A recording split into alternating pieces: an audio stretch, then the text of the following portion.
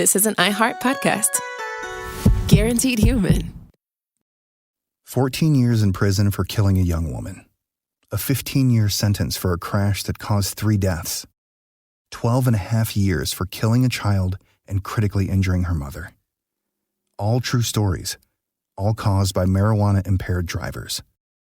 No matter what you tell yourself, if you feel different, you drive different. So, if you're high, just don't drive. Brought to you by NHTSA and the Ad Council. Hey everyone, it's Emily Simpson and Shane Simpson from the Legally Brunette podcast. Each week, we're bringing you true crime through a legal lens. Whether you want all the facts on the disappearance of Nancy Guthrie, or you still need to wrap your head around the Diddy verdict, we're breaking it all down step by step. And we're not just lawyers, we're also husband and wife. It makes for some pretty entertaining episodes. Listen to Legally Brunette on the iHeartRadio app, Apple Podcasts, or wherever you get your podcasts.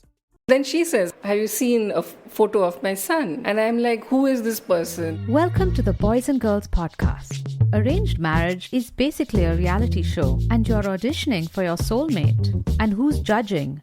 Only your entire family. I sacrificed myself to this ancient tradition, hoping to find love the right way. And instead, I found chaos, comedy, and a lot of cringe. Listen to Boys and Girls on the iHeartRadio app, Apple Podcasts, or wherever you get your podcasts. You know Roald Dahl. He thought up Willy Wonka and the BFG. But did you know he was a spy? In the new podcast, The Secret World of Roald Dahl, I'll tell you that story and much, much more. What? You probably won't believe it either.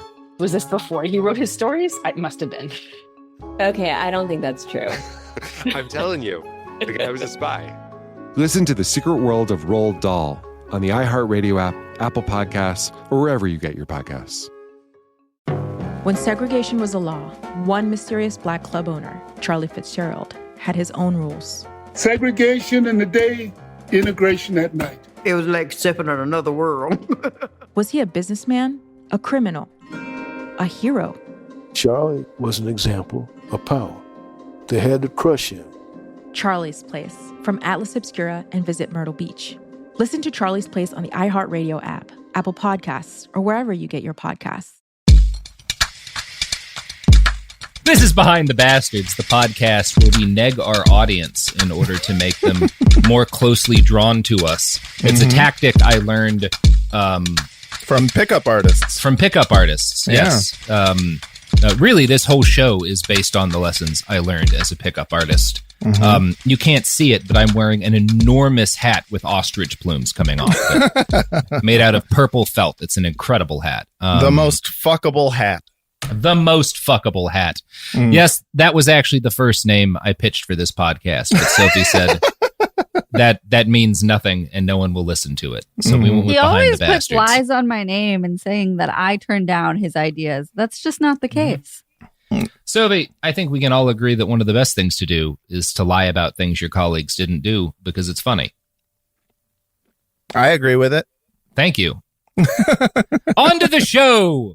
We're talking about Dr. Oz. And as we left the last episode off, he had just, gotten Oprah'd, right? Started his TV career. Yeah, gotten Oprah'd hard. So he started his TV career, and he also starts right around the same time he gets on TV for the first time. He starts a daily morning radio show on Oprah Winfrey's Sirius XM channel. Never a good idea. Sirius XM? No, terrible idea. What is it about giving people 3 hours of uninterrupted airtime? There's just something about it. I and this is an opinion that's pretty controversial within iHeartRadio. I think radio should be illegal. And I think it should be a felony punished by prison time for being on the radio or having a radio or thinking about the radio. Yeah. I think the only form of entertainment that should be legal is specifically my podcast. Yeah.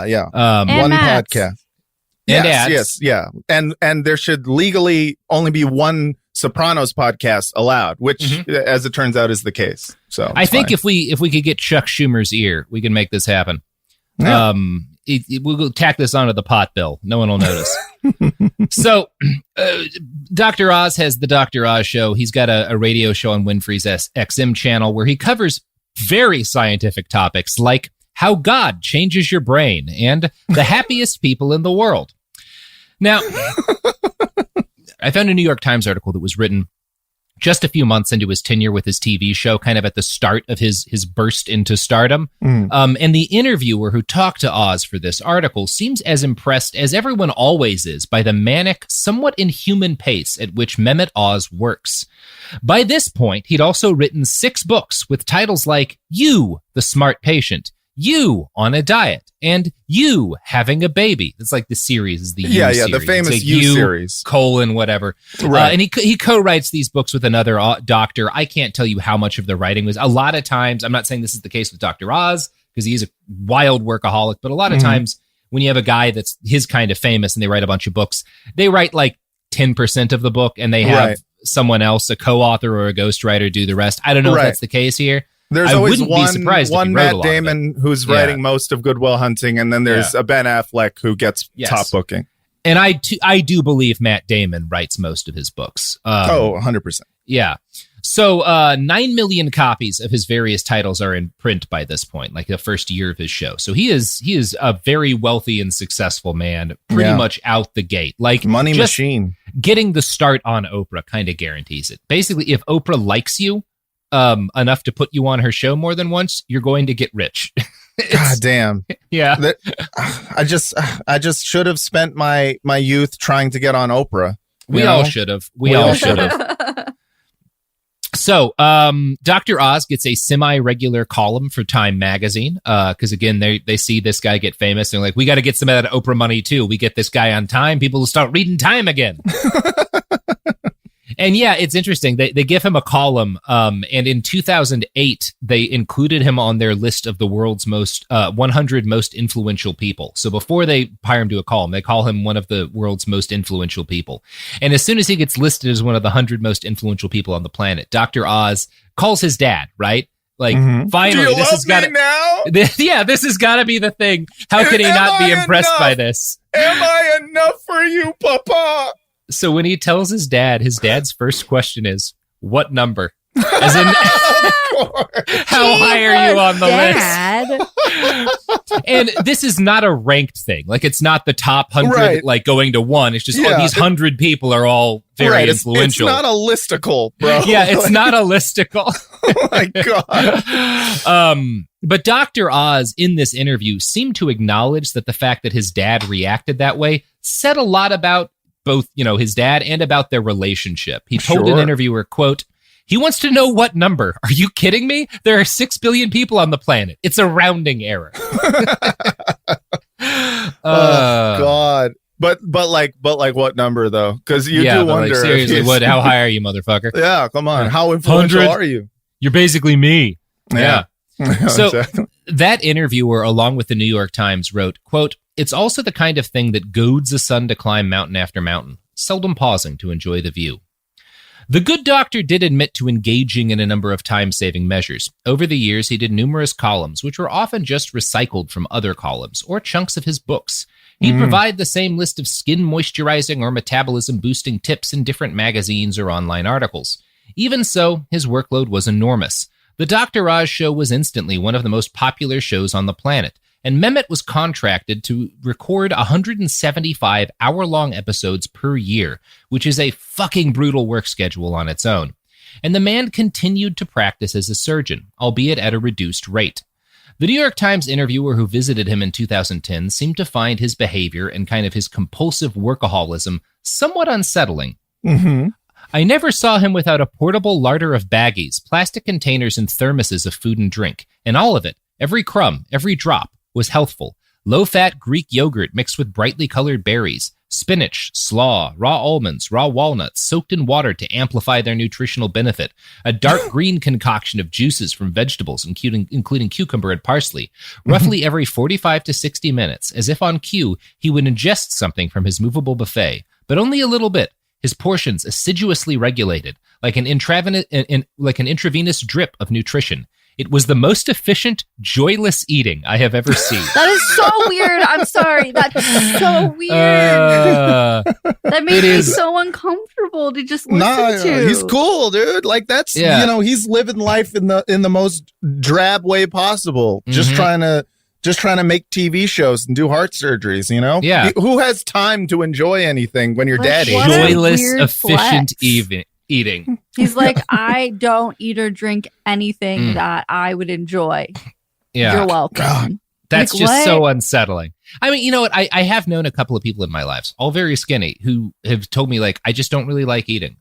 Like, yeah, there's some foods that I prefer to others, but I just don't really enjoy it one way or the other. Like, I've known, like, some of those people wound up on the Soylent thing. And I guess, like, I mean, yeah, fine. It's like, it's whatever, you know? It's your life. If you want to eat monkey food, eat monkey food. Yeah. But don't, be surprised when I judge you, you know? Yeah. Like, that's weird. At the start, the Dr. Oz show was broadly inoffensive from a medical perspective. He gave a lot of fairly good common sense health advice and provided a lot of people with a friendly medical face willing to explain things their doctors might not have the time or the bedside manner to properly lay out.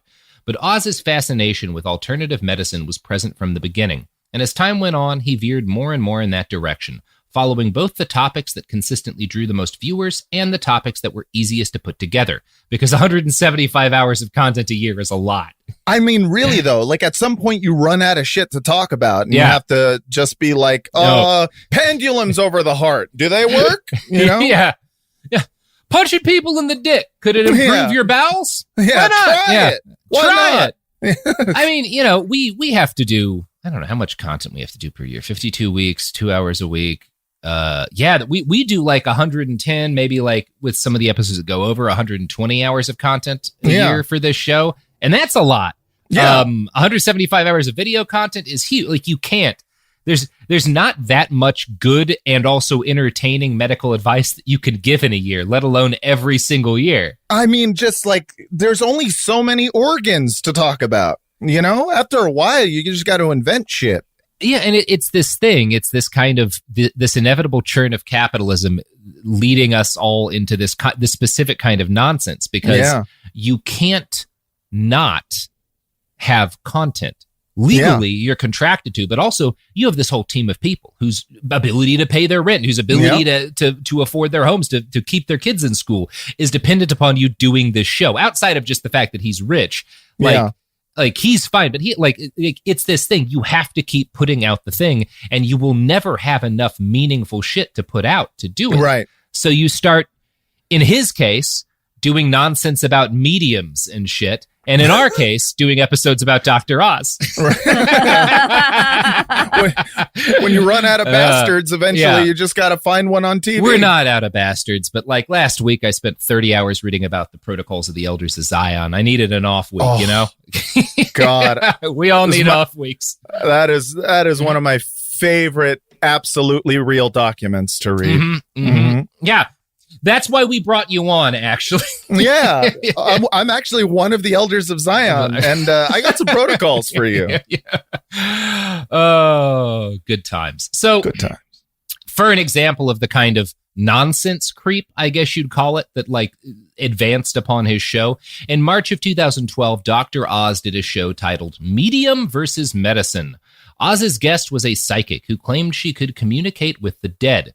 This was one of several, and by this point probably dozens of episodes dedicated to people who claimed to talk to the dead. Energy healing was, on the fringe, certainly, but at least it was something that when he started doing it, there were scientific studies saying there might be something to it. Those studies have since been, to a large extent, discredited, but when he started doing that, there was some evidence. It was a thing to try, he wasn't completely out of left field. Yeah, people were at least testing it out. Doing episodes on mediums talking to the dead is well outside of plausible deniability territory, right? Like, you're just doing nonsense at this point. Yeah. I mean, it depends how they're talking. If you go up to a dead body and start talking to it, you are technically talking to the dead. Now, that would be a fun show. Dr. Oz breaks into morgues and talks to corpses. Yeah. Hey, how'd you die?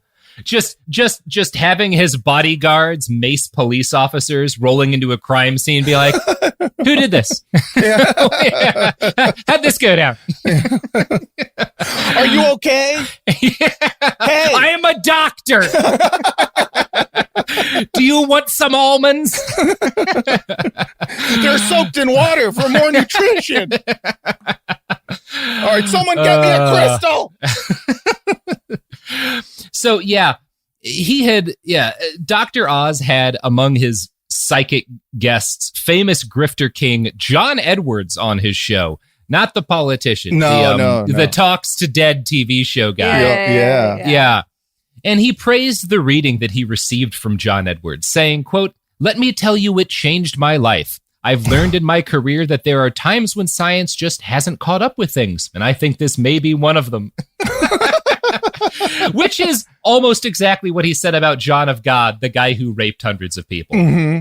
Yeah. That's how you know, like, to stay far away from anything when he's just like, man, this is a brand new, groundbreaking territory. And you can go, all right, guys, it's a rapist, run. And it's one of those things. Part of how he's like the intelligent way to frame this is you start with the true thing, which is there are things science can't explain. One of those things is the nature of consciousness and what happens to it after, vital signs cease. We don't know. There's not an objective answer to that. But going this way is kind of like being like, we can't explain like the slit box experiment. Like there's a bunch of shit in physics. I don't know. I'm not a science guy, but like, particle and wave shit. You can't explain that. There's a bunch of shit you can't explain. Magnets. Yeah. How do they work? It's this jump from, yes, there are things we can't explain to, so let's listen to this man talk to the dead. Millions of people gather around. Yeah, gather around. He's going to channel your dead aunt. Yes. Maybe not a reasonable way to take a reasonable starting point. Yeah, especially when you're a doctor on TV. Yeah. And I want to quote from a write-up I found in the Journal of the Missouri State Medical Association. Quote, "During another show, Oz interviewed Dr. Mosarraf Ali, a miracle healer to Sylvester Stallone, Prince Charles of England, and others, regarding his use of iridology. According to the widely debunked bizarre belief, each part of the iris corresponds to a specific area of the body, and a person's state of health could be diagnosed by examining particular regions of the iris. After expressing his amazement at Dr. Ali's diagnostic abilities, Oz stated, "I want to applaud Dr. Mosarraf Ali because these are ancient traditions and they have been around for centuries, so who am I to dismiss them?" Other than a very well-educated man. A doctor. Yeah. You're a doctor, Mehmet. You had me at Prince Charles. Yeah. It's like, there's a lot of cultures who say that you should remove the clitoris surgically because it's healthier and it stops dangerous masturbation. It's ancient. Who are we to say this is a bad idea? Who are any of us to say anything's wrong? Yeah. Oh my God. I love it too. Just like, I was amazed by his ability to look into my eyes and diagnose that my dad will never love me. How did he know? It does bring me joy that Prince Charles got fucked with because fuck Prince Charles. I wonder what his eyes said. It's funny. It said the same thing. It said, your dad will never love you. That's all he does. He goes to famous people and he goes, your dad will never love you. Your dad will never love you. Thank you so much. There's this, one of the big aspects of this guy's success and of the success of the things he pushes is Orientalism, right? Like this idea of like the forbidden and strange and wondrous and magical East and all of the we don't understand all of these, like, oh, India is so mysterious, yada yada yada. What if you were to say, like, well, for centuries tobacco companies have said that tobacco can cure like different lung ailments. Who are we to dismiss these ancient traditions? The Q zone could be real. Exactly. Like, it stops people from stuttering. Do more cocaine. I mean, just the idea, and I've always found this in general to be the biggest load of horse shit, is when people have said, this is like an ancient healing technique. And it's like, you mean like bleeding people with leeches? You mean like cutting off someone's leg because he got a small infection on his toe? Ancient. It's this fucking thing with Dr. Oz. Like, it's one thing if you're just like traveling to another part of the world, you see some sort of medical or treatment you've never seen before, and you're like, well, who am I to say anything about it, right? Like, I don't know. Dr. Oz is a doctor on TV talking to millions. You're literally the person who should be saying something about the legitimacy of this. Right. Yeah. You're the guy. You're the person. You are, in fact, the person who should say something about this. Who am I? You're you. You're the most famous doctor in America. Yeah. And that's what that write-up in the Journal of the Missouri State Medical Association notes. Quote, Who? Dr. Oz is a trained clinician and scientist, someone who can read a scientific article with a critical eye. He is someone who can filter out the noise of the placebo effect or discern the simple carnival tricks of a charlatan. The problem is that most people in his audience cannot. Yeah. I mean, he has a literal responsibility to tell people that these guys are full of shit. Mm-hmm. But he also has a responsibility to his show sponsors and to the network for ratings, you know? You know who else has a responsibility to the show sponsors? Wow. I know. I think that's got to be the first time. That's got to be the first time it's ever actually been a relevant segue. So fucking good. So good. Anyway, here's products. Almost 30 years together, 4 kids, and some of reality TV's most unforgettable moments, we know a thing or two about living life out loud. We're taking you behind the scenes in our new podcast, Between Us, with me, Heather Dubrow. And me, Terry Dubrow. Between Us isn't about perfect lighting or curated Instagram grids. It's the unfiltered, behind-closed-doors conversations you wish you could eavesdrop on. Equal parts smart, funny, and a little bit scandalous. Every week, Heather will bring you an unapologetic take on the headlines, the trends, and the cultural moments everyone's texting about. And Terry will deliver insider beauty, health, and wellness insights you won't find on TikTok. Together, we'll tell the stories, spill the secrets, and share the hacks that keep life, marriage, and everything in between feeling fresh and fun. We may live in a gated community, but there's zero gatekeeping here. And plenty of did they just say that moments? Listen to Between Us on the iHeartRadio app, Apple Podcasts, or wherever you get your podcasts. You know Roald Dahl, the writer who thought up Willy Wonka, Matilda, and the BFG. But did you know he was also a spy? Was this before he wrote his stories? It must have been. Our new podcast series, The Secret World of Roald Dahl, is a wild journey through the hidden chapters of his extraordinary, controversial life. His job was literally to seduce the wives of powerful Americans. What? And he was really good at it. You probably won't believe it either. Okay, I don't think that's true. I'm telling you, the guy was a spy. Did you know Dahl got cozy with the Roosevelts, played poker with Harry Truman, and had a long affair with a congresswoman? And then he took his talents to Hollywood, where he worked alongside Walt Disney and Alfred Hitchcock before writing a hit James Bond film. How did this secret agent wind up as the most successful children's author ever? And what darkness from his covert past seeped into the stories we read as kids?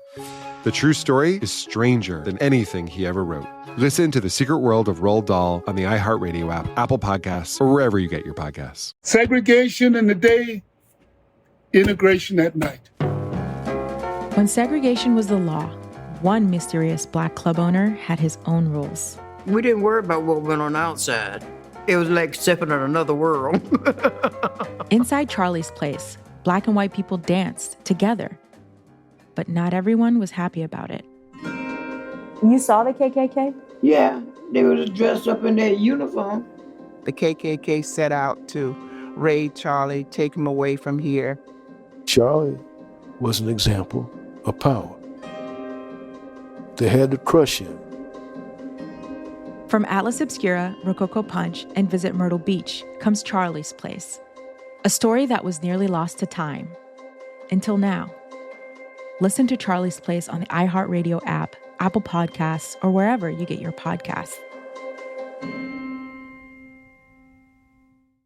Usually on This Podcast Will Kill You, we talk about the diseases, infections, and biological threats that can make us really sick. But right now, we're doing something a little different. We're stepping back and looking at what the human body needs to keep going. When you consider what we know about sleep in humans, there's one rule that comes out. We are predictably unpredictable sleepers. We're talking about why sleep works the way it does, why our bodies don't follow neat rules, and why modern life makes rest so hard to come by. The second half of our series takes us to the digestive system with a multi-part series on what happens after we eat. Okay, I just have to say that all of my favorite words apparently are digestive words. Sphincter, peristalsis, duodenum. It's fascinating, it's funny, and it matters so much more than you think. Episodes of our new series run from January 20th through February 17th, with new episodes every Tuesday on the Exactly Right Network. Listen to This Podcast Will Kill You as part of the Exactly Right Network on the iHeartRadio app, Apple Podcasts, or wherever you get your podcasts. This is Ryder Strong with a podcast called The Red Weather. In 1995, my neighbor, Anna Trainer, disappeared from a commune. It was nature and trees and praying and drugs. So no, I am not your guru. And back then, I lied to everybody. They have had this case for 30 years. I'm going back to my hometown to uncover the truth. You can now binge all episodes of The Red Weather on the iHeartRadio app, Apple Podcasts, or wherever you get your podcasts. We're back talking about Dr. Oz, having just a great time. So obviously the fact that Dr. Oz, probably the fact that most of his audience couldn't discern whether or not any of these nonsense treatments were real, is a big part of why the Dr. Oz show became an overnight success. Yeah. Before very long, it was being watched by 4 million viewers every single day. Jesus. Over the next half decade or so, he won 2 Emmys. His guest list included First Lady Michelle Obama, who loved Dr. Oz for his focus on healthy diets for children and, in general, his crusade to get Americans to lose weight. Dr. Oz claimed through through math that I cannot verify, that his show inspired Americans to lose 3 million cumulative pounds per year. I don't know, maybe. Yeah, they base that on what? Like, did people call in to say how many pounds they've lost to the show? I mean, I'm sure he found some way to make the claim or whatever, but I don't know, maybe. It is one of the things that he does that is, we'll talk about, there's problems with some of the diet tips he gives people, actually, significant ones. But inspiring people to lose weight is not usually bad for their health, although it can be. Yeah. Sometimes people take it too far and it depends causes on the significant person. health problems, It's a mixed bag, I guess we'd say. Yeah. But the other stuff isn't a mixed bag, so I guess we'll call that his great success. It is good. I will say it is unequivocally good that Dr. Oz continually pressed his audience of millions of people to eat more fruits and vegetables, to get better sleep, to exercise regularly, and to get their flu vaccinations. That's all rad, right? Yeah. But shit, I could have told you that. Give me a TV you show. you don't have to be a doctor to say that. Doctor, know that shit. Yeah, eat better, piggies. I mean, but he's charismatic. People like him. It's good that he they does trust that him. At least. Yeah, they don't trust me, so they won't give me the show. But they should, because the unfortunate part is that this guy gained, because he's handsome. A lot of ladies out there think Dr. Oz is hot. He's a doctor. He's very charismatic. He's very charming, and he gains this enormous influence with Middle America. And he uses that influence to do some really fucking questionable shit. And I'm going to quote now from a write-up in the AMA's Journal of Ethics. He has told mothers that there were dangerous levels of arsenic in their child's apple juice. There weren't, and suggested that green coffee is a miracle cure for obesity. Federal regulators discovered altered data in hyped coffee bean evidence. The Food and Drug Administration tested for arsenic in apple juice and found the vast majority of apple juice tested contain low levels of arsenic, and given these levels, was confident in the overall safety of apple juice consumed in this country. Dr. Oz also featured 2 guests on his show who claimed that genetically modified foods were cancer-causing, despite repeated safety reports that found no adverse effects. Man. Yeah. I mean, he's getting there. Like I'm watching him slowly go from Mehmet to Mangala. You know, yeah. Like come on, let him be Mangala. It is too good a pun to I get skip. that you want to be fair, Robert, but let's go for it. Okay. All right, we're doing but it. no, we're watching doing him turn into a snake oil salesman, and it's very exciting. Yeah. So, Dr. Oz's enthusiasm for alternative medicine has had the effect of creating instant fads over any health product he even vaguely suggests on his show. When he mentions the purported health benefits of white mulberry, red palm oil, or brown seaweed, all of which he's claimed can do things like cut weight, reduce aging, or beat the flu, those products fly off the shelf.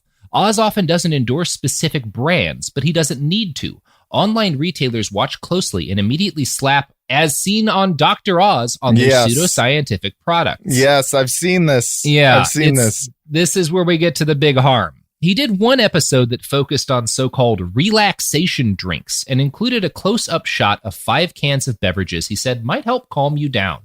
Just a Miller High Life. Yeah. He just puts a can of Colt 45 on the table. Yeah. Billy D. Williams walks out. It's a Steel Reserve. Trust me. You'll be relaxed. You'll be calm as shit. Yeah, exactly. You might yell at your mom, but it'll be fun afterward. Yeah. You will very calmly put your hand through a taxi cab window. As soon as the episode aired, a quote, liquid sleep aid called iChill bragged on their website, Dr. Oz is talking about a new way to wind down with relaxation drinks. They are the newest trend in helping you relax and calm down. And the best news is they contain natural ingredients already known to promote relaxation. Mulberry, laudanum. I remember the iChill. That turned into like an entire thing. There's so many drinks we're like about that to now. we're about to talk about it. Yeah. And also if there was a laudanum drink, I would be buying it. So the problem with this is that all of these different relaxation drinks are filled with a variety of chemicals like melatonin and theanine and taurine. These drinks are unregulated as they are not medicines or dietary supplements, but the chemicals they include all have actual impacts on the central nervous system. Pregnant women and children are often advised to avoid products with some of these chemicals, but the beverages in question rarely note this. No data exists on how these chemicals might impact people in the quantities they are added to in these beverages, or when combined with other chemicals, or when combined with medications people drinking them might be taking. Responsible doctors, writing for the journal Nature Neuroscience, wrote a warning about these beverages that specifically called out iChill by name. Quote, existing research on the potential benefits and harms of some components of relaxation drinks suggests that they may not always be safe. Indeed, the FDA issued a warning last year to the manufacturers of melatonin-laced brownies, citing safety concerns from the literature, including effects on the autonomic nervous system and visual system and increased expression of symptoms in a sleep disorder. Other components of relaxation drinks, such as L-theanine or amino acids, such as taurine, may be considered safe for consumption only at some doses by the FDA, but relaxation drinks are not subject to such regulations, nor are they required to disclose the amounts of their ingredients. Oh my God. I mean, first of all, did you say melatonin brownies? Yeah, buddy. What the fuck? Like, I want to eat and just get tired immediately. Like, that is very strange. Here's the thing about brownies. I've never eaten one and been like, I just want to relax. Like, no, I'm trying to get a little sugar rush. To be honest, a sleepy time brownie, delightful. I would be very down. Listen, pot brownies are very different. It's not the same as relaxation brownie. Like, one is like an Ambien brownie, and the other one is like a brownie that makes you hungry for more brownies. Pot brownies make sense. If Ambien brownies exist, I would love one. Thank you very much. I mean, I guess I'd rather do that than just swallow an Ambien, but man, that is I'm like gets to sleep and also got a brownie. Sounds awesome. It's bad for your health, I'll tell you that much. Apparently. Am I remembering this correctly, Robert? But wasn't the iChill like the bottle and the marketing like similar style to like an energy drink, similar to like a 5-hour energy? That was like the aesthetic. No. I think those were they had like a weird different shaped plastic bottle. But like the problem is that, again, number one, you've got a lot of people with like who are on medications that this shit interacts with. And which is crazy that like literally a relaxation drink could be contraindicated for your prescription medication. Okay, so everything Dr. Oz recommends, I guess outside of like death psychics, comes with this caveat. Some of the herbs and natural medicines that he recommends do have health impacts, but they also have consequences, medications they might not interact well with. Dr. Oz does not bring this up when he shotguns half-assed advice out to an audience of millions. That article in Nature Neuroscience that I referenced, warning about the relaxation drinks Oz recommended, it's been read 10,000 times. So the article warning people that these things can be contraindicated and might have impacts on your health and your central nervous system, read 10,000 times. Dr. Oz's episode suggesting these drinks, watched 4 million times. God damn. Yeah. People started to notice that this was a problem by the mid-aughts. Doctors had been complaining for a while, but in 2013, Forbes wrote a listicle laying out the silliest things Dr. Oz has suggested on his show. including the fact that having 200 orgasms a year would extend your life by 6 years. Here's how he explained that bit of math on his website. Dude, I'm about to live to 200 years old. Yeah, I ain't never dying, motherfucker. I ain't never died. I get one out at least once a day. 365. Here's his website. If you have more than 200 orgasms a year, you can reduce your physiologic age by 6 years, Dr. Oz says. He bases the number on a study done at Duke University that surveyed people on the amount and quality of sex they had. They looked at what happened to folks that are receiving a lot of intercourse over time, and the fact is, it correlated. Okay, So, wait. Yeah, But is it sex? Because he didn't say nothing about sex. He said orgasms, and I do that on my own. Yeah. All right. No, he talked to them about the amount and quality of sex they had, but it's correlated. So again, he's basically lying here. Yeah. You number one, what is the possibility that people who are having a lot of good sex are in better health? And that's why they're able to have a lot more good sex, because they're physically healthy, and so it's easier for them to what are the odds that if you're having more sex, you're more social, you're more likely to have a long-term romantic partner, that increases your lifespan? Yeah. Again, I'm of all people never going to be the guy to say there's not health benefits to sex. There sure is. Oh, but yeah. Dr. Oz is exaggerating this. He's taking an actual study that showed some interesting stuff, and he's turning it into a lie. Yeah, he's turning it into pretending he has quantifiable data. Yeah. And that correlation is causation. That. Yeah. That's what he's trying to do.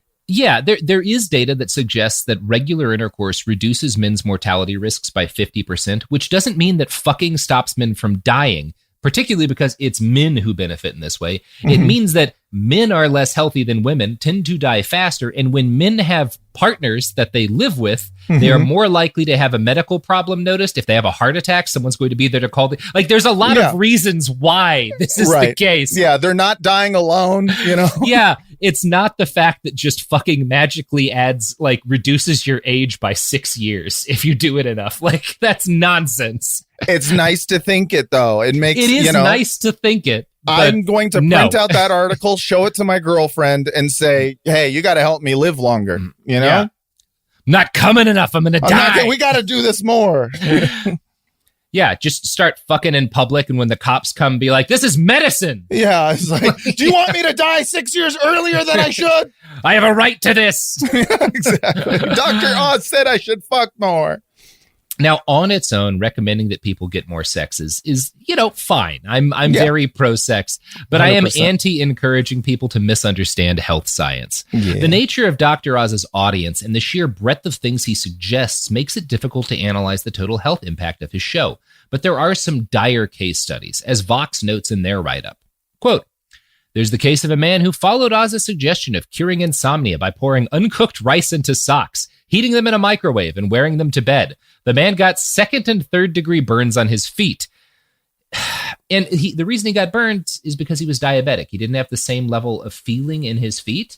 Oh, my God. If he had gone to a doctor and said, hey, I heard about this thing that might help with insomnia, the doctor would say, well, you're diabetic. You don't have as much feeling in your feet. I'm worried you might burn yourself. Right. Dr. Oz is just saying, hey, this will help you sleep. Do it, whoever you are. Yeah. Again, it's this problem. Idiots. You're talking to 4 million people. It will be bad advice for some of them.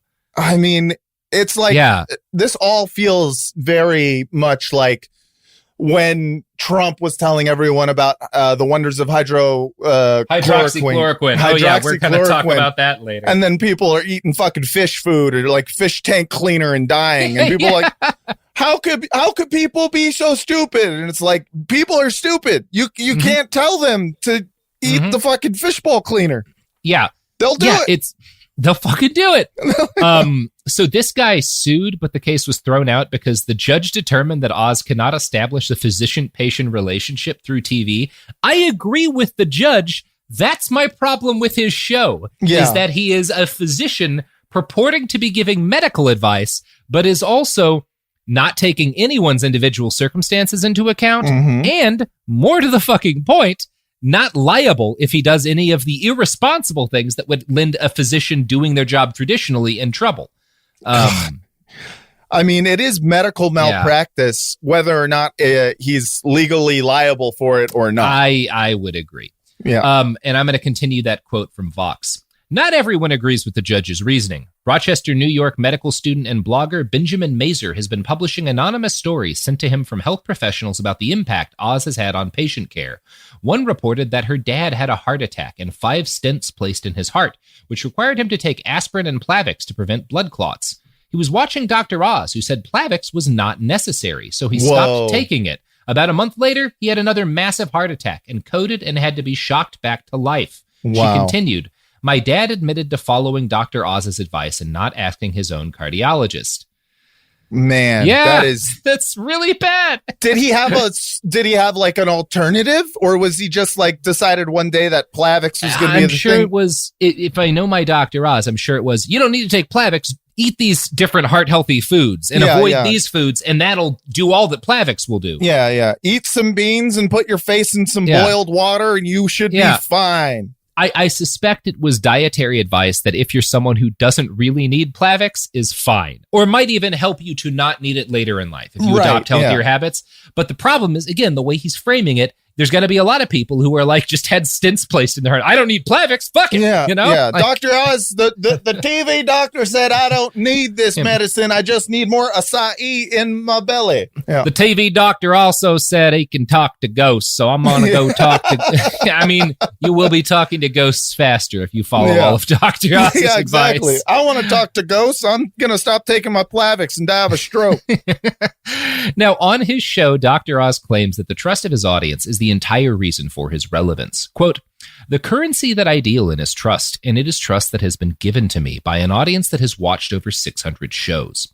He repeatedly references the fact that he is responding to the very real and very understandable unfilled needs of Americans who feel alienated from modern healthcare, which is an expensive and often inhumane labyrinthine bureaucracy. True. This is true. Yeah, absolutely. 100% true. Mm-hmm. Yeah. How you exploit it is a very different thing. But the thing he is replacing it with is by and large nonsense. And I'm going to quote from that write-up in the Journal of Ethics again. When it comes to epistemic boundaries, Dr. Oz admits he applies different standards of evidence compared to those accepted in the medical establishment. When challenged by a reporter for The New Yorker about his questionable evidentiary standards, he replied that all data could be differentially interpreted. You find the arguments that support your data, he said, and it's my fact versus your fact. It's not that he doesn't offer data. It's common for Dr. Oz to offer some plausible mechanism from test tube experiments conducted by manufacturers, combined with personal anecdotes from his own or consumer's experience to support the products he's promoting. A study of 80 recommendations made on the Dr. Oz show in early 2013 found that published evidence supported 46% of recommendations, contradicted 15%, and did not support 39%. Gotta love a good like coin flip on whether or not he's fucking lying to you and having an adverse effect on your health. If your doctor said, hey, 46% of the time I give pretty good advice. Yeah. You would be like, I think I'm going to get another doctor. But he would reframe it to be like, I'm batting 500 here. And be like, ooh, 500. That's a good batting If habit. you assume medicine is like baseball, I'm a great doctor. No, he's crushing it. Yeah. Doing a great job. Now, to his credit, the Journal does note that a decent chunk of the blame for Dr. Oz's success lies in the very, very flawed state of mainstream medical science. Quote, we settle for incomplete, selectively published data in journals heavily subsidized by pharmaceutical companies and for outcomes that don't give firm answers. While not on par with offering anecdotes as evidence, the fact that debates persist about what constitutes sufficiently high, unbiased quality evidence to support decisions in the profession as a whole creates a wedge that Dr. Oz seems to exploit. Mm-hmm. Yeah. So again, this is the Journal of Ethics being like, the fact that you can pay to get a study done, the fact that pharmaceutical companies lobby to allow them to market things in dishonest ways, the fact that doctors are bribed by companies like Purdue Pharmaceutical with vacations to recommend people take medication that is not in their best interest to take. That's why this motherfucker has a job. And the fact that healthcare is expensive, right? The fact that we don't have single payer healthcare. It all combines to the fact that a lot of people who are not idiots, I'm not saying you can be, I'm sure there's people who are brilliant electricians who are brilliant at whatever, who are great at whatever it is they do, but they're not fucking doctors because most of us aren't. Right. And it's hard to get. I am very fortunate in that I have a couple of good friends who are doctors, and I am luckier than I can. One of them is a guy who was on the show recently, Kaveh Hoda. I'm luckier than I can say to be able to, like, every now and then send them a message being like, hey, what should I do here? Even if it's a question of like, I'm having this problem. I don't know what kind of doctor to see to like get this dealt with. I don't know whose job this is. And I don't want to like my ex a while ago had a non-cancerous brain tumor, and it was a fucking nightmare figuring out. It took a series of different doctors and tests to figure out what kind of doctor she needed to go to get the medication that would help. And it's, of course, people are like, well, this guy is explaining things and he's nice and he's saying that I have the power to deal with this. If I change my diet, if I do this, if I do that. He's giving us alternatives to dealing with the bureaucracy of medical institutions in this country. Yeah. Which I have Kaiser, and I had to go to a rheumatologist, and I tried to get a hold of him on the phone, and they sent me through 6 different call centers to finally get to his specific office. And then I asked the lady, can I get the extension so that I don't have to deal with that? And she's like, oh, sorry, we're not allowed to do that. And so now I'm just recording every phone call and just, freestyling to the hold music because it's the only thing I can do. I'm like, you know what? I might as well turn this into content because this is fucking ridiculous. There's like the amount of bullshit you have to go through makes people like Dr. Oz feel like a good alternative, Yeah, absolutely. And it fucking sucks. It does. It just really fucking sucks.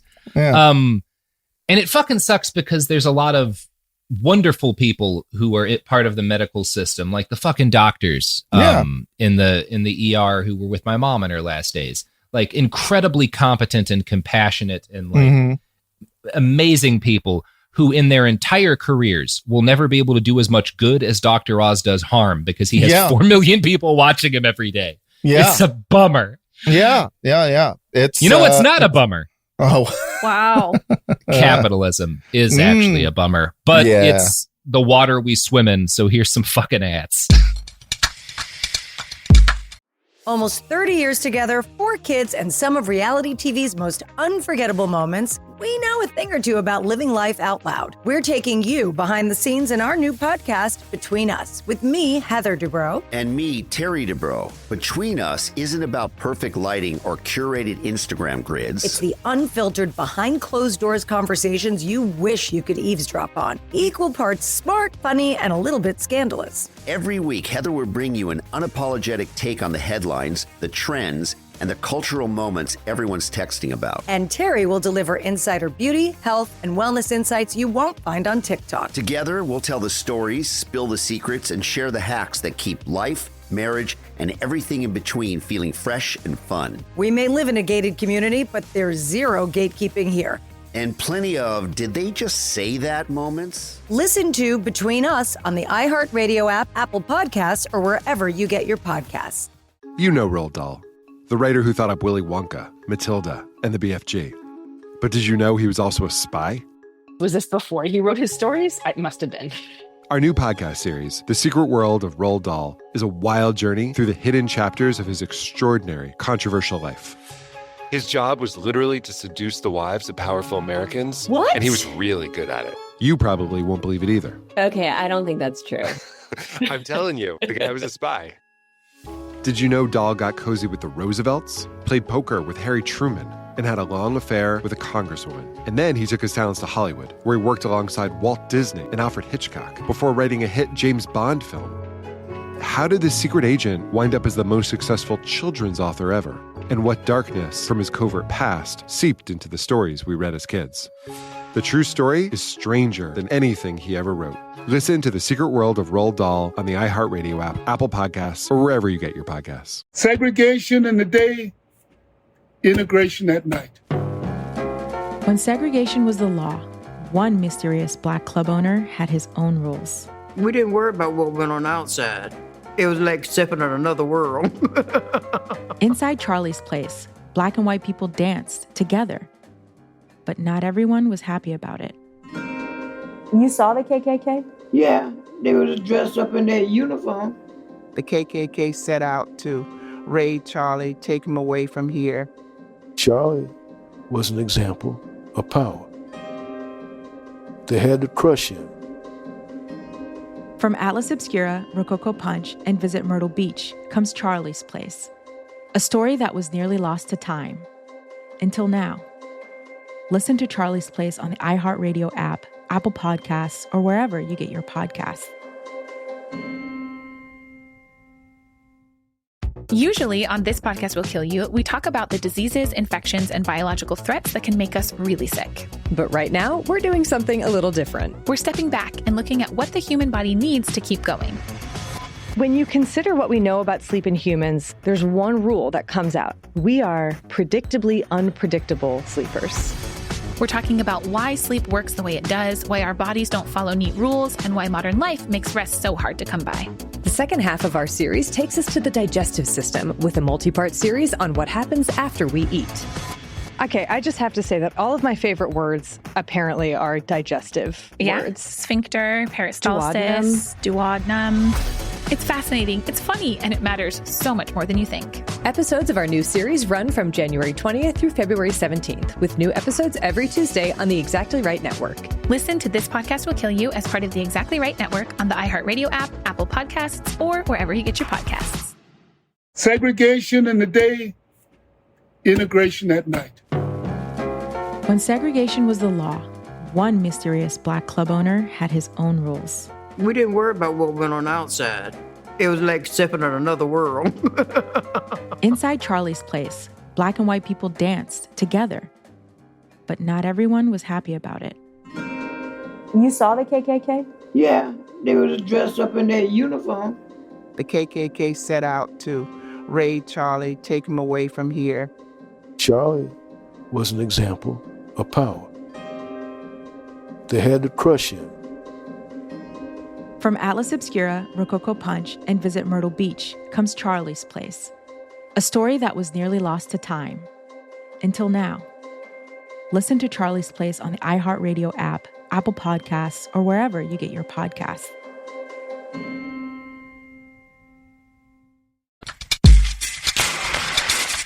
We're back. So, in 2014, Mehmet Oz was called before a Senate subcommittee to answer questions about his unfounded claims about dietary supplements. Missouri Senator Claire McCaskill went off on him, saying, "I don't know why you need to say this stuff, because you know it's not true. Why, when you have this amazing megaphone and this amazing ability to communicate, would you cheapen your show by saying things like this?" And then he just pulled out a wad of money and he just started making it rain all over Congress. Do you know how many houses I have? Yeah, exactly. She pointed out several examples of the things he cheapens his show by saying. He had called green coffee extract a, quote, magical weight loss cure.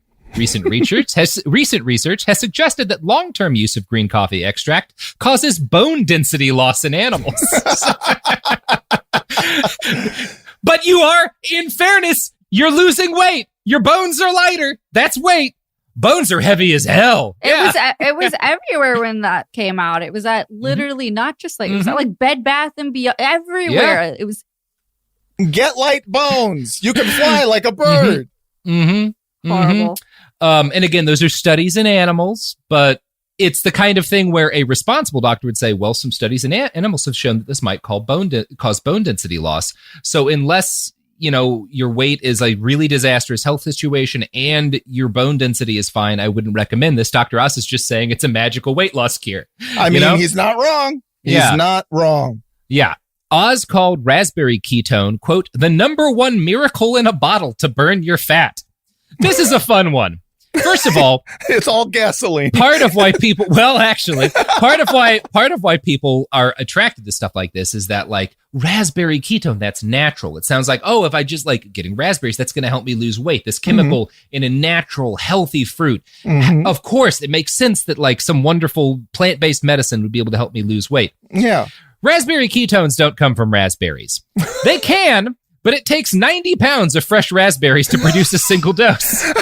As a result, they are manufactured synthetically. A fact Dr. Oz did not feel the need to explain because, again, he's really critical of GMOs, and it might seem hypocritical to note that raspberry ketones are actually synthetic lab nonsense. I love when people say things like it's natural. It's like I think cyanide is natural. There's there's a lot of like natural poisons out there. Fucking snake venom is natural. The fucking arsenic in the apple juice that he's worried about is natural. Yeah. It is possible, based on animal studies, that these ketones may have some ability to reduce or slow weight gain. But no studies have ever been conducted on how raspberry ketones impact human beings. There have been reports that they increase blood pressure and heart rate in humans. Dr. Oz does not warn about this. Likewise, when Dr. Oz told his viewers that Garcinia cambogia may be the simple solution you've been looking for to bust your body fat for good, he did not also warn them that it can interact negatively with diabetes medications, painkillers, and psychiatric medications. Oh my God. Why would you need to warn people that? Yeah. Look, what are the odds someone looking to lose weight has diabetes medications? 0. What are the odds that someone who has diabetes is sitting around watching Dr. Oz's show? 0. Yeah. What are the odds that a middle-class American is addicted to painkillers? 0. 0. During the Senate inquiry, Senator McCaskill pointed some of this out, and she told Dr. Oz, quote, "When you feature a product on your show, it creates what has become known as the Dr. Oz effect, dramatically boosting sales and driving scam artists to pop up overnight using false and deceptive ads to sell questionable products." Yeah. In the wake of this, which was a fairly bad day on Capitol Hill for him, Dr. Oz released a somewhat contrite statement where he noted, "I took part in today's hearing because I am accountable for my role in the proliferation of these scams, and I recognize that my enthusiastic language has made the problem worse at times." We're good so far? Yeah, Pretty good. Not bad. Pretty good so far. Oz added in his statement, "To not have the conversation about supplements at all, however, would be a disservice to the viewer. In addition to exercising an abundance of caution in discussing promising research and products in the future, I look forward to working with all those present today and finding a way to deal with the problems of weight loss scams." God, it's amazing. I'm just talking about. I'm just asking the question. We have to have conversations about this. You know, a conversation would be noting, for example, green coffee extract causes bone density loss in animals, and perhaps be worried. Yeah, that's a conversation. Well, you and I have had about these things as a conversation. I love it. I love people who are like, I'm just asking the question. I mean, and I'm not a doctor. I'm a guy who's addicted to an unregulated plant. Oh my God. Which I just took more of while standing next to my unregulated gun. Yeah, dude, you're living the unregulated dream right now. Yeah. So, Dr. Oz, also making this statement, pointed out that he believed the greatest disservice he'd done to his audience was to not recommend specific products, which had provided room for a wide industry of shysters to stick his name on their website. So like, I was just saying green coffee extract, and a bunch of companies I couldn't verify started selling it with my name on it. I should have recommended a specific brand. Yeah, what I need to do is cut deals with specific companies so that you can only be taking their bone density loss drugs. Yeah, I mean, exactly. Good call. Fucking amazing. Yeah. So in the wake of this day on Capitol Hill and this amazing response, physicians across the country asked Columbia University in a letter, basically, what the fuck? Why is this guy still on your faculty? Columbia claimed it was because of their commitment to, quote, the principle of academic freedom and to upholding faculty members' freedom of expression for statements they make in public discussion. Hell yeah, dude. That's like their version rad. of the like anti-cancel culture letter. You know, they're just like, stop trying to cancel Dr. Oz. It's freedom of speech. Yeah, freedom of speech. Oh my God. I mean, doctors also are held to different standards than the rest of us. They take an oath. Come on. If like your Uncle Jimbo says, hey, you know, take some green coffee extract, it'll help you lose weight. Yeah. Nothing wrong with that. Yeah. It might not be good advice, but that's just a guy saying a thing. Doctors are held to a different standard. Yeah. It's on you if you listen to your crazy Uncle Jimbo. It is definitely on the doctor if he recommends you lose some bone density so that you look better in that dress. Mm-hmm. It's It's awesome. It's fucked up. So on April 15th, 2015, 10 prominent physicians sent a letter to Columbia University calling Oz's faculty position there unacceptable and citing his, quote, egregious lack of integrity. The only change wrought by the congressional inquiry and the flood of condemnation from the medical community seems to be that Dr. Oz started endorsing specific supplements and pseudomedicines. God, he's Alex Jonesing it. He's Jonesing it hard. He's so much smarter than Alex, though. Yeah. You focus it just on the health. None of this nonsense, like political shit. Everybody's going to love you and you'll make way more money. Yeah. A 2018 analysis of his show by the Health News Review found, quote, in the Dr. Oz show, 13 out of 19, 68.4% shows had ads relating to general show content. 57.9% had specific products mentioned by the host using their commercial name, and 36.3% of shows mentioning products by name named more than one product. Damn. It also found that 78% of the medical statements made on the Dr. Oz show did not align with, quote, evidence-based medical guidelines. So if those guidelines mattered, they'd make more money, dog. Half a decade earlier, 46% of his statements are more or less fine. Now it's down to 22%. Wow. So we're seeing again, the quality of the because again, you're running out of good content. You only have so much good medical advice you can give when you're doing an hour a day, 175 times a year for fucking 15, 16 years. Eat fruit. Yeah, exactly. The actual amount of things that an average person can reasonably do to improve their own physical health doesn't really take that long to explain to you. You know, it's pretty simple stuff. And most of us know a lot of it already. We know I know that pounding Kratom and Coke Zero isn't a wise healthcare decision. No, but you know it. And you can, you know, you don't need a Dr. Oz to tell you that. You know, you just you know, just I get know a physical. That the fact that I bought the $100 entire smoked leg of pig from Costco, the giant prosciutto leg that you can. Wow. I know buying that and not also purchasing salad in order to have sufficient fiber in my diet. Kale. I recognize that was a poor health decision. Yeah. No one tricked me about this, and at no point did I think this $100 worth of smoked ham is a solid healthcare move, you know? It's smoked. What could be so bad with smoking It's smoked. ham? It's good for my Q zone. It's traditional medicine. Yeah, this is really good for all of my kidney meridians. I need all the smoked hams I can get. Oh, my meridians are fucking rocking right now. I am peaking in meridians, bro. Let me fucking tell you, my meridians are as hard as a goddamn rock. Feel my kidneys. Feel my kidneys. It's just like, why is your kidney swollen? The Dr. Oz show is still on the air. In 2018, President Trump appointed Dr. Oz to a council on sports, fitness, and nutrition as part of the Department of Health and Human Services. He is still on that council under Joe Biden. Bipartisan, baby. 2 years later, no politician is dumb enough to want to piss off Dr. Oz. You're never going to hear Joe Biden throw it. Well, except for Claire McCaskill. God bless her. She was the only one who had the guts to stand up to Dr. Oz. I think other people did. I'm not an expert on what went down in that congressional thing, but she seems to be the main one who was really angry at him, which good on you, Claire. I love that a bipartisan decision is just like, let's share this grifter, you know, between administrations. Like, good, you know what?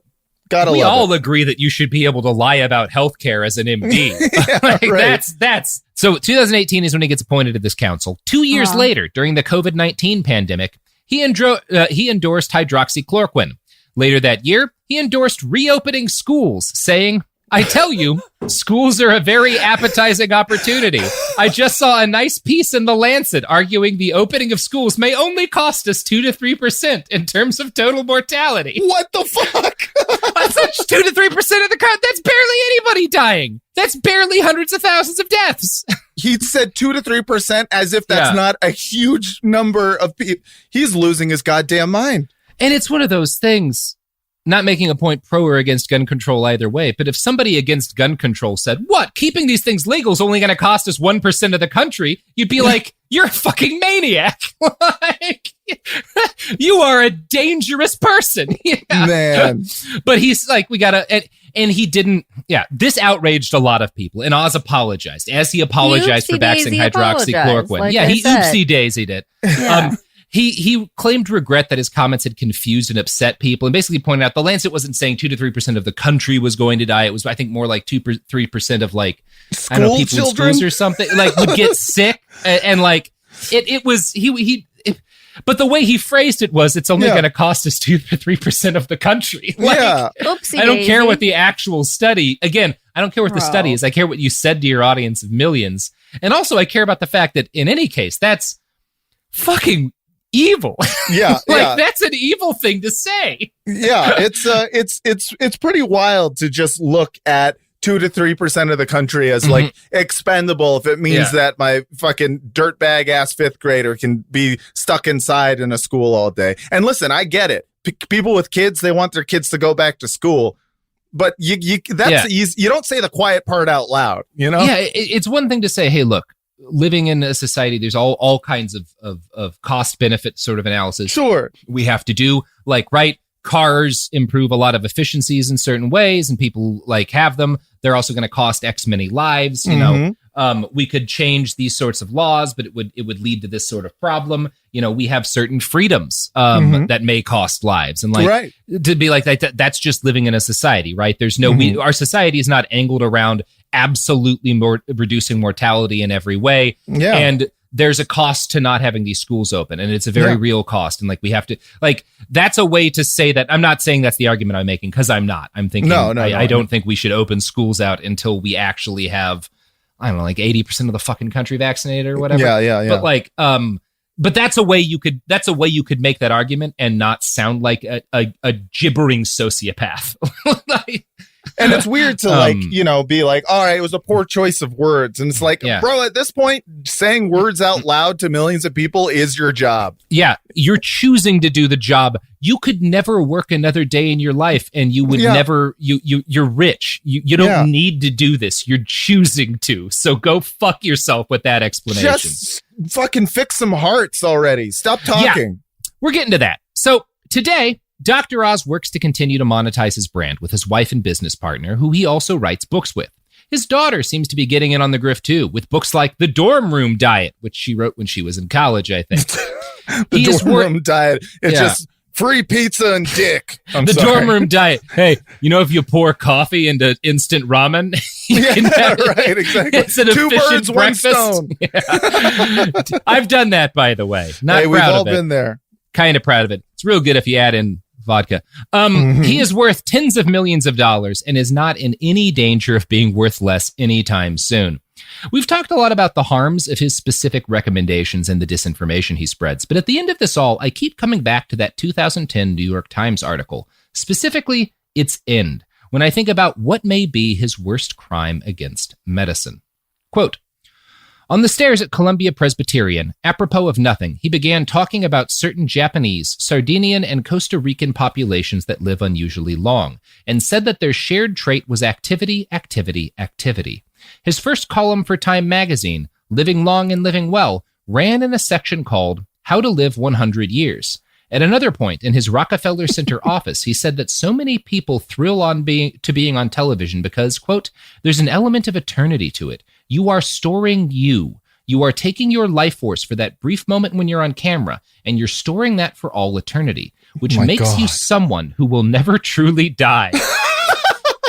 That is a fucking bonkers way of looking at being on TV. Holy shit. That is out of its goddamn mind. He's literally 1 year away from wanting to be buried with his cats, you know? Like, this dude wants some pyramids and some live cats in a casket with him. He's a pharaoh. Yeah, I'm going to continue the quote.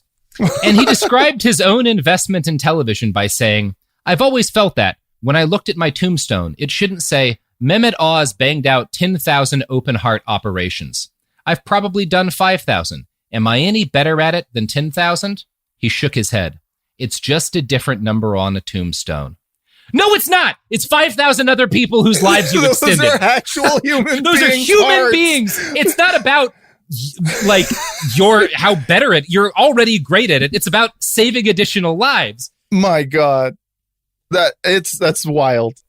He has dramatically, he still does perform surgery, I think, sometimes. He certainly was in the late aughts, because he's a doctor. He just doesn't do nearly as much. He used to do a lot more, and he's cut it by more than half, the amount of actual heart surgery. And it's the one thing he's good at. I mean, he's amazing at it. So one of the things that I should note here is that right now, even with the assumption that every available training position for cardiothoracic surgeons is filled, we are looking at a projected shortage of 1,500 cardiothoracic surgeons, or 25% of the workforce by 2025. 4 years.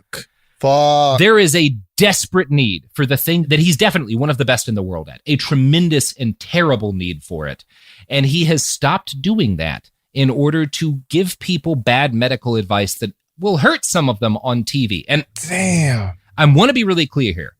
I am not saying that just because you become a cardiothoracic surgeon, you have to do that until the day you drop. You don't. You can quit. You can, and that's not immoral. It's not evil to be like, I've done enough. A good friend of mine was a cardiologist for 30-something years and quit to travel around the world as a photojournalist. And I don't think there's anything immoral. You do not owe the world doing, just because it's valuable and there aren't enough people doing it forever. I am not, and you don't have to quit to do some other valuable job. You can just quit to enjoy your life, be with your family. I'm not saying that. Yeah. But he didn't quit to be with his family. He quit to give people bad health advice that he quit to do them. Crimes. He is doing something that should be illegal instead of performing an additional 5,000 life-saving surgeries. Right. Yeah. That's evil.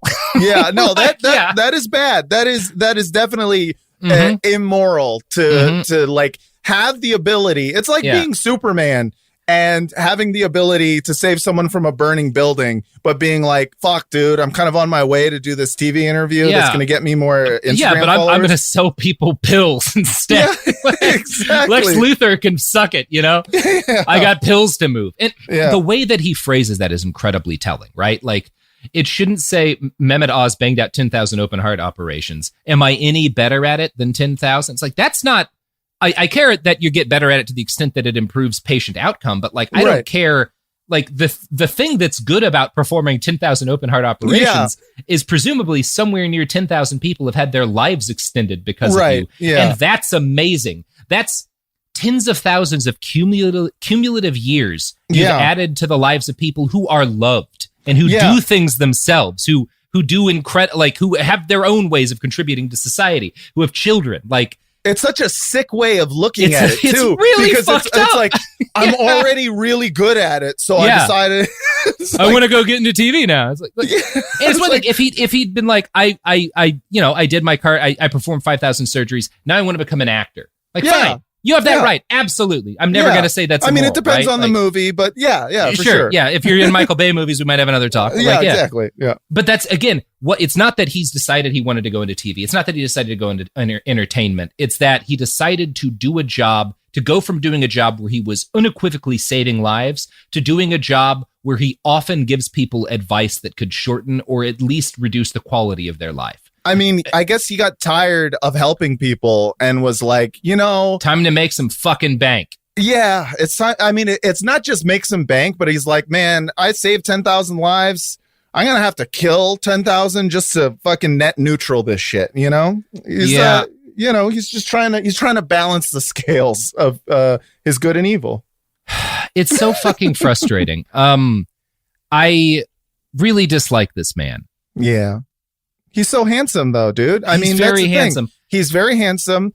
He made a lot of money, so that's good. That is good. He's out there every day giving hope to people who are currently dying of a very, very treatable ailment and saying, nah, dog, put your feet in some hot rice.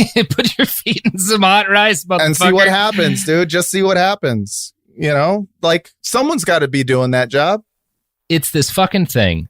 Part of the Dr. Oz problem, and the part of it that he is leaning into, but is not his fault, is this thing that's a broader problem that I've gotten trapped in, that everyone who's a public figure is at risk of getting trapped in, which is the fact that if you're good at something and also have some measure of fame or popularity, you start to think you can extend your skills to everything. I was in the gym the other day, since I'm in Texas with my family, and since I'm vaccinated, and everyone wears a mask, but I've been going to a gym. Yeah. And my family's vaccinated. It's like it's the thing we get to do now. Okay. Yeah, you're allowed. Yeah.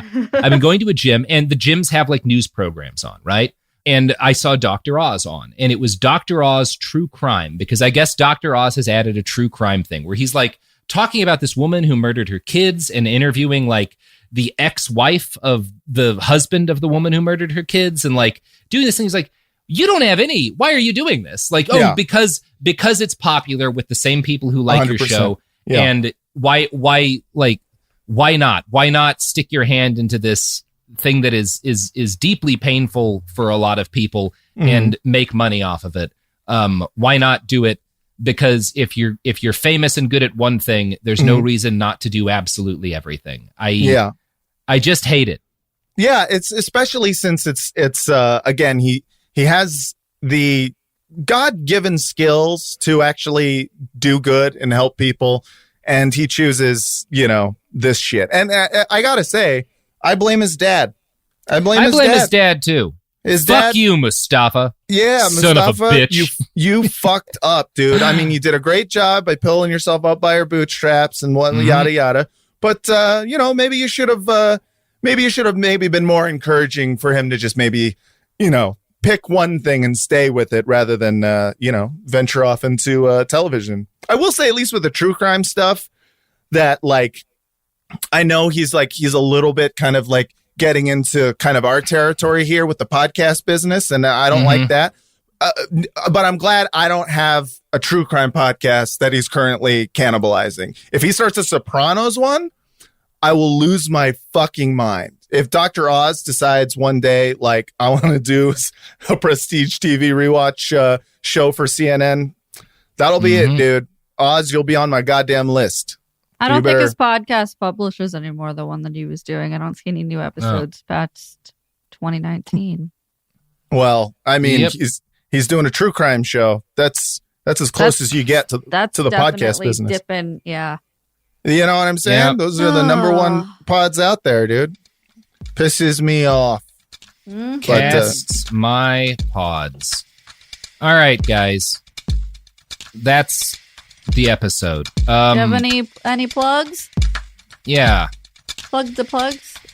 My name is Matt Lieb, and I'm on Instagram, Matt Lieb Jokes. The gram. Yeah, I'm on the gram. I'm also on Twitter at Matt Lieb, but go follow me on Instagram. And if you like The Sopranos, pod yourself a gun. It's pod yourself a gun, baby. Well, get out there and again find Dr. Oz in the street. And Sophie, what is the legal definition of incitement? I'm not, for legal reasons, I'm not going to answer that question. All right. Well, just go out and wander the streets, angry and agitated. Yeah. So we're without any clear goal. Yeah. Oh, okay. Angrily wander the streets, agitated with an unclear goal. That's what I want all of my listeners to do.